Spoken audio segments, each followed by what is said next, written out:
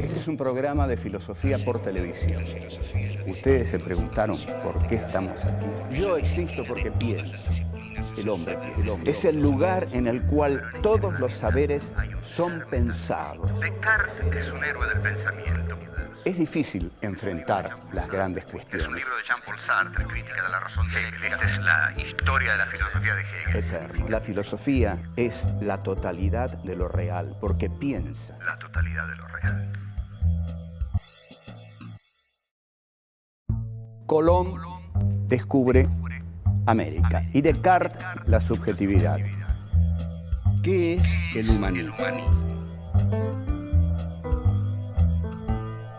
Descartes demuestra la existencia del pensamiento, pero ¿cómo demuestra la existencia de la realidad externa? El sujeto cartesiano, un sujeto transparente. El dualismo entre el sujeto y el objeto es un dualismo insuperable.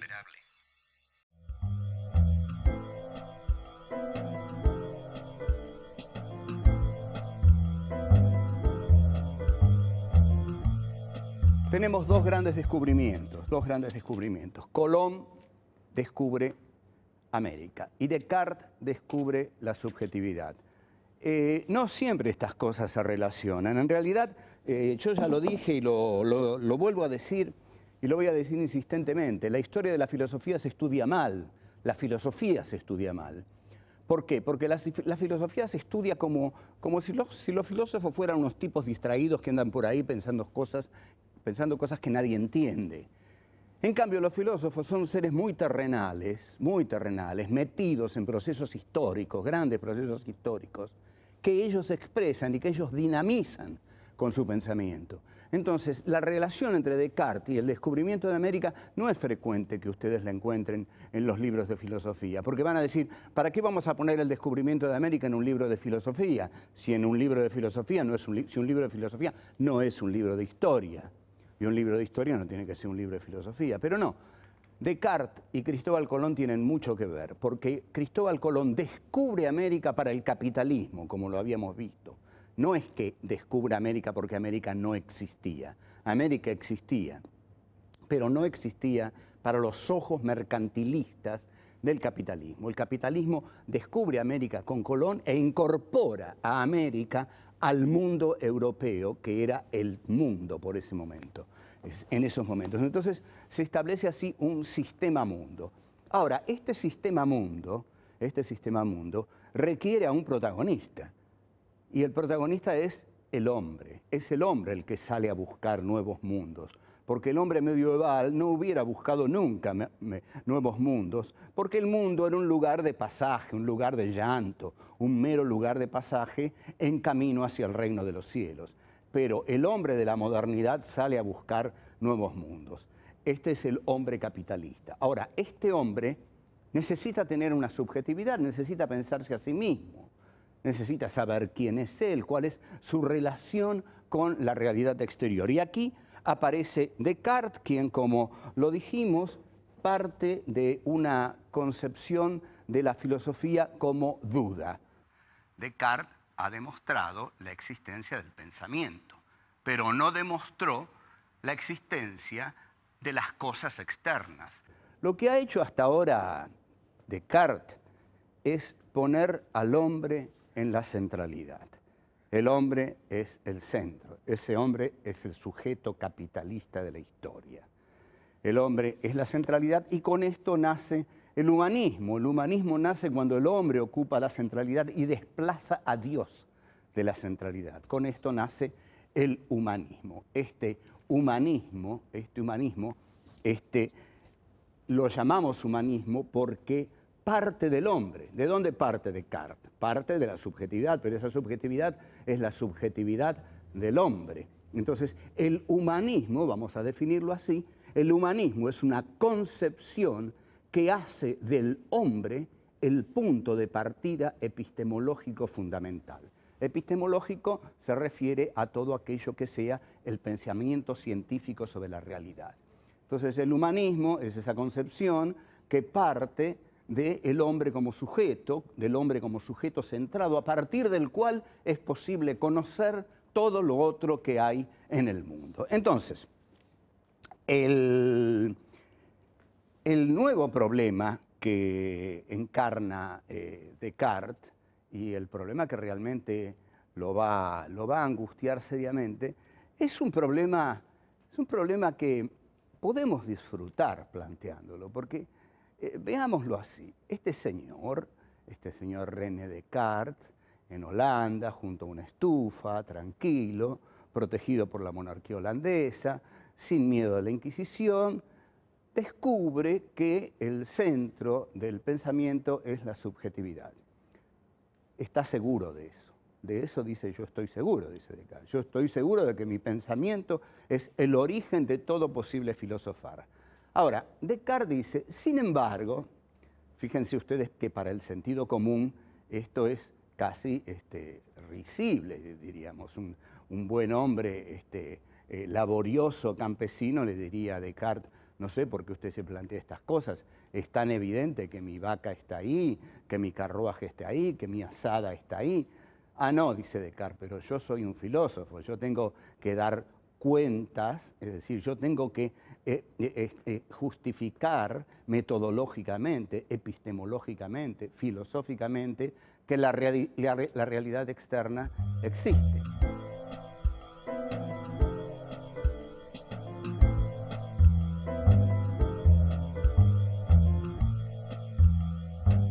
Descartes dice: ya que yo veo todas esas cosas ahí afuera, esas cosas tienen que existir. Porque si yo las viera y no existieran, Dios me estaría engañando.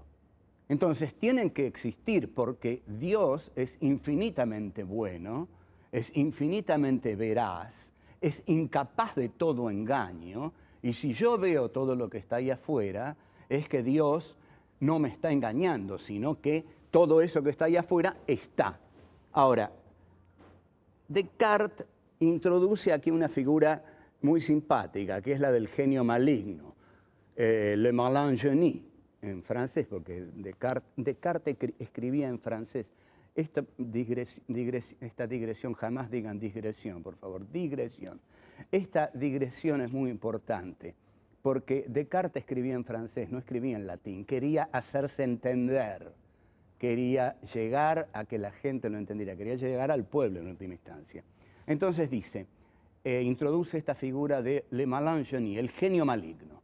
Descartes dice: podría haber un genio maligno que me engañara y todo lo que está ahí afuera no existiera. Entonces yo estaría viendo todo eso y eso no existe porque el genio maligno me está engañando. Sin embargo, dice, la veracidad de Dios tiene que ser más fuerte que el poder del genio maligno. Y yo no puedo dudar de la veracidad divina. Entonces Descartes llega a la siguiente conclusión: todo aquello que yo veo que está ahí afuera, es decir, la res extensa, la cosa externa, tiene que existir, porque si no existiera, Dios me estaría engañando. Y yo creo en la veracidad divina. Ahora bien, metodológicamente, como vemos, Descartes se ha traicionado, porque para demostrar la existencia exterior de las cosas, no se ha remitido a su fundamento primero, el pensamiento, sino que se ha remitido al viejo fundamento de la teología medieval, a Dios.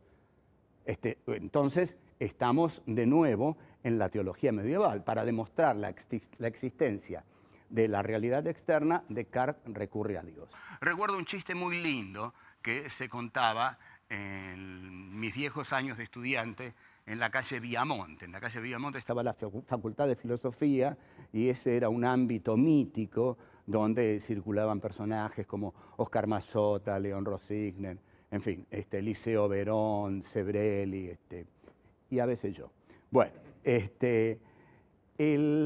había un chiste que salía en una revista que era el siguiente, era una broma a la filosofía idealista. En el primer cuadrito de la historietita salía un filósofo y había un florero dibujado en el aire.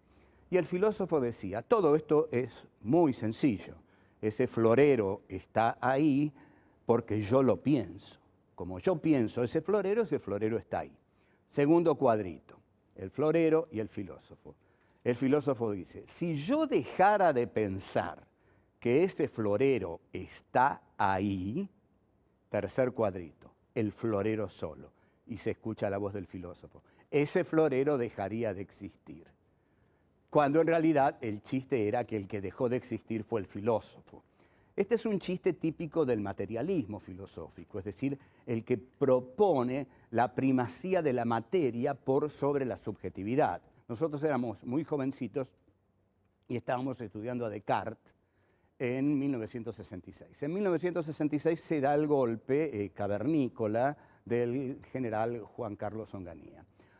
A Onganía le habían dicho que en las facultades residía el monstruo marxista.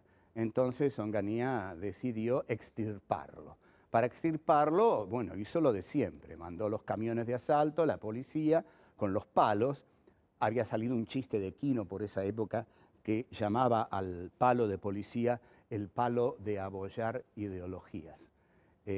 Entonces, la policía entra en las facultades. Era la primera vez que se violaba la autonomía universitaria. Entonces, la policía de Onganía entra en las universidades y en ciencias económicas y ciencias sociales, pega muy duramente, hay profesores que salen ensangrentados. Pero nosotros estábamos en filosofía y la cosa fue más calma, pero lo divertido fue que estábamos planteándonos cómo demostrar la veracidad de la realidad exterior. Estábamos estudiando a Descartes y nos preguntábamos, ¿cómo demostrar que la realidad externa realmente existe? En ese momento entró la policía a la facultad, hicieron una doble hilera y nos hicieron pasar por el medio y nos dieron palos de arriba abajo. Y ahí nos dimos cuenta que existía la realidad externa. La realidad externa existía, nos molía palos y era fascista.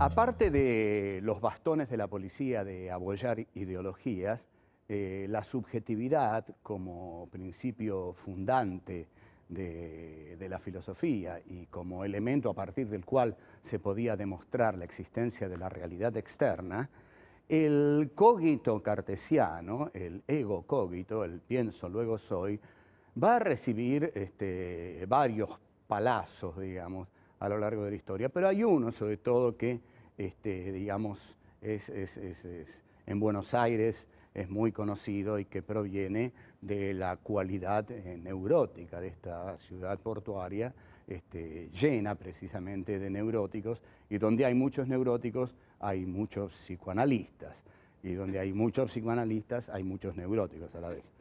Ahora comienza a haber muchos psicofármacos, quizás todo esto reduzca los neuróticos a los psicoanalistas y aumente, bueno, no importa. Paso ahora al tema al que quería ir. El tema al que quiero ir es justamente Freud. Como vemos aquí, Sigmund, Freud es un hombre que dijo una frase muy adecuada, que un cigarro a veces es un cigarro. Porque siempre que uno ve un cigarro dice, oh, eso es un pene. No, no, no. A veces un cigarro es un cigarro. Aún en Buenos Aires, aún en Buenos Aires. Bueno, el golpe que el psicoanálisis le da al sujeto cartesiano es decirle, como le diría Freud a Descartes, mire, Renato, realmente hay algo que usted no tuvo en cuenta. Usted, Renato, preguntaría Freud, ¿se come las uñas? A veces sí, diría Descartes, ¿no? Usted a veces hace actos que no puede controlar. Uy, sí, sí, sí. ¿Usted sueña cosas? Sí, sí, sí, sí. ¿Sueña con su padre, con su madre? Ah, sí, bueno, usted es un neurótico. Es decir, hay cosas en su sujeto transparente, translúcido, punto, indubitable de todo conocimiento, hay cosas que ese sujeto ignora. Hay cosas que ese sujeto ignora. Y esas cosas las ignora porque yo no sé dónde, va a decir Freud, no sé dónde está esto. No es que el inconsciente, ¿qué es el inconsciente? Diría Descartes. El inconsciente es todo aquello que no pasa por la conciencia, que no se entiende desde la conciencia. sino que no puede ser ni conocido ni controlado por la conciencia. O sea, su conciencia, Descartes, no es tan transparente, sino que está realmente herida o dividida. Ese sujeto está dividido porque hay en él una opacidad que nos lleva a hacer actos que no queremos hacer, nos lleva a tener conductas repetitivas que no queremos tener, nos lleva a soñar cosas que nos revelan o nos ocultan otras cosas. Bueno, entonces Freud le enseñaría a Descartes la primera gran herida del narcisismo del cogito, que es la existencia del inconsciente. Pero bueno, vamos a eso yo quería enunciarlo ahora para dejarlo planteado, ¿no? Como la gran herida del cogito cartesiano va a ser esa. Está en muchos libros de Freud, quizás esté en algunos más que otros, pero es bueno, digamos, recurrir a ciertos libros de Freud para que descubramos cómo el inconsciente, cómo brillantemente lo ha trabajado don Sigmund, efectivamente hiere el narcisismo del cogito cartesiano. Ahora, el problema en el que habíamos dejado a Descartes era cómo se demostraba la existencia de la realidad externa. Ahí Descartes recurre a la veracidad divina, pero para recurrir a la veracidad divina hay que demostrar que Dios existe. Pero ¿cómo sé que Dios existe? Bueno, esto es todo un problema. Esto es lo que se llama la prueba ontológica. La prueba ontológica es la prueba acerca del ser de Dios, es decir, que Dios tiene un ser y que ese ser expresa su existencia, que Dios existe. Hay un punto que yo voy a analizar acerca de cómo Descartes demuestra la existencia de Dios y que es el punto más genuinamente cartesiano. Porque Descartes va a decir: dado que la imagen de Dios está en mí, y dado que en mí la imagen de Dios es la imagen de un ser perfecto, existe en mí la idea de la perfección. Si la idea de la perfección existe en mí, que soy un ser imperfecto, quiere decir que alguien que es perfecto la puso ahí.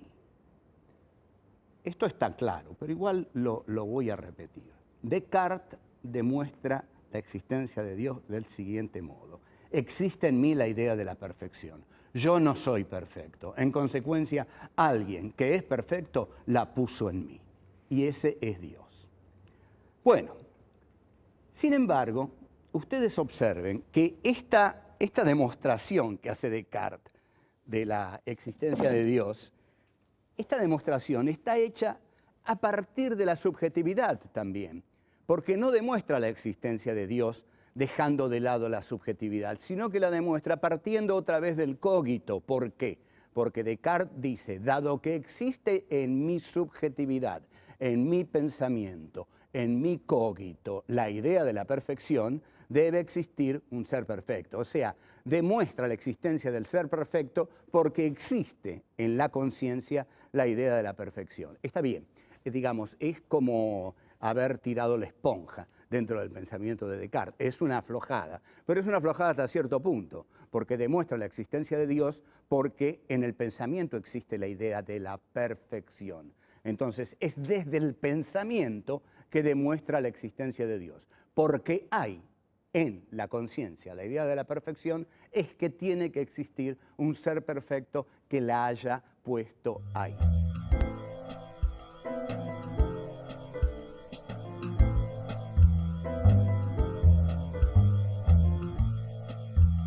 Sartre va a demostrar que no hay una conciencia por un lado y un mundo por otro, que la conciencia es intencional, que la conciencia está toda ella arrojada sobre el mundo, que no es que exista aquí la conciencia, el mundo ahí. Sí, hay conciencia de mundo, eso es lo que hay. El mundo le es inalienable a la conciencia. No hay una conciencia que no sea a la vez conciencia de mundo. Esto es lo que Sartre y los fenomenólogos van a llamar intencionalidad de la conciencia. La conciencia no existe reposando en sí. Sartre tiene una hermosa imagen que es como conteniendo el aliento. La conciencia no está conteniendo el aliento. La conciencia está como vomitada, expectorada sobre el mundo. Está toda ella arrojada sobre el mundo. Cuando yo corro detrás de un colectivo, no hay conciencia de estar corriendo detrás del colectivo. La única conciencia que hay es conciencia colectivo. Es decir, si yo tomara conciencia de que estoy corriendo al colectivo, lo perdería, porque sería un momento en el cual me bloquearía. Ahora, volviendo a Descartes, pero no olvidemos claramente esto sobre lo cual vamos a volver. Las filosofías fenomenológicas son aquellas que hacen de la conciencia un acto de pura intencionalidad. La conciencia se arroja sobre el mundo. No hay un mundo ahí, hay conciencia-mundo. Ahora, el rol, me interesa volver en este momento al rol del filósofo en Descartes. Descartes, en el final del discurso del método, tiene un muy lindo texto, termina diciendo un texto cálido, muy lindo. Dice, quienes lean esto, que recordemos lo escribe en francés, para que todos lo lean, quienes lean este texto, el discurso del método, 1637, quienes lo lean, dice, y les guste, yo no deseo para mí fortuna ni grandes empleos, solo deseo que me dejen disfrutar de mi ocio. En realidad, el rol del filósofo es que lo dejen disfrutar de su ocio, que es un ocio creativo, no es un ocio de tirarse panza arriba, digamos, a escuchar CDs, sino que es un ocio que le permite pensar.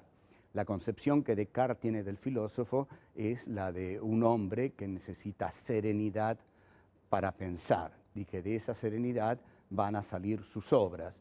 El filósofo no transforma el mundo con la espada, ni con las bombas, ni con la metralla. Lo transforma con el pensamiento, si pone su pensamiento al servicio de la transformación del mundo. Ya vamos a ver que esta es la tesis 11 de Marx, y es la que justamente propone algo revolucionario para la filosofía. Es decir, no solo pensar el mundo, sino también transformarlo. Descartes, que no se lo proponía, que solo quería que lo dejaran pensar tranquilo y que le dieran el patrimonio de su ocio, y sobre todo no pedía ningún empleo, porque todos los empleos le quitan tiempo al filósofo. Entonces, quería usar su ocio para la libertad del pensamiento.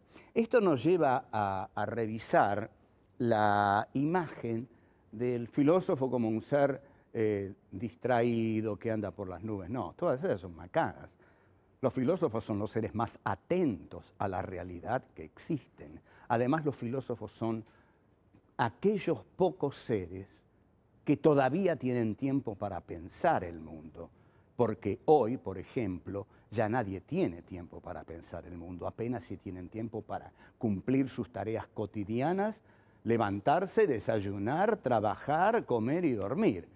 El filósofo se hace tiempo todavía para pensar la realidad. O sea que quizás el filósofo, a quien se lo tiene como el tipo que está boleado en medio de las ideas, sea el personaje que todavía puede pensar este mundo y descubrir todo tipo de aristas. Sus aristas irritativas, sus aristas bellas, sus aristas injustas, sus aristas intolerables, sus aristas ignominiosas.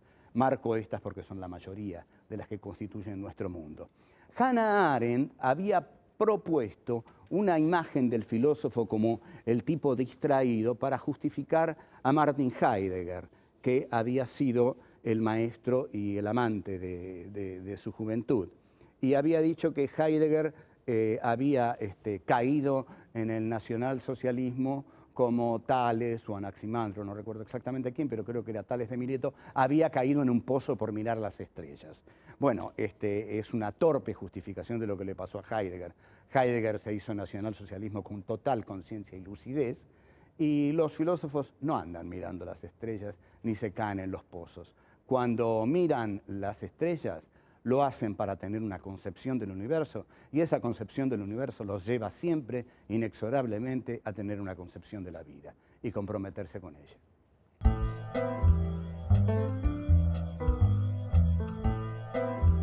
Una vez afirmado, justificado y fundamentado el sujeto, lo que hay que justificar es la existencia del objeto.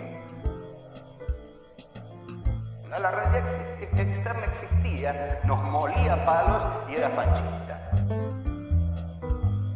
Porque hay en la conciencia, la idea de la perfección es que tiene que existir un ser perfecto que la haya puesto ahí. Los filósofos no andan mirando las estrellas ni se caen en los pozos.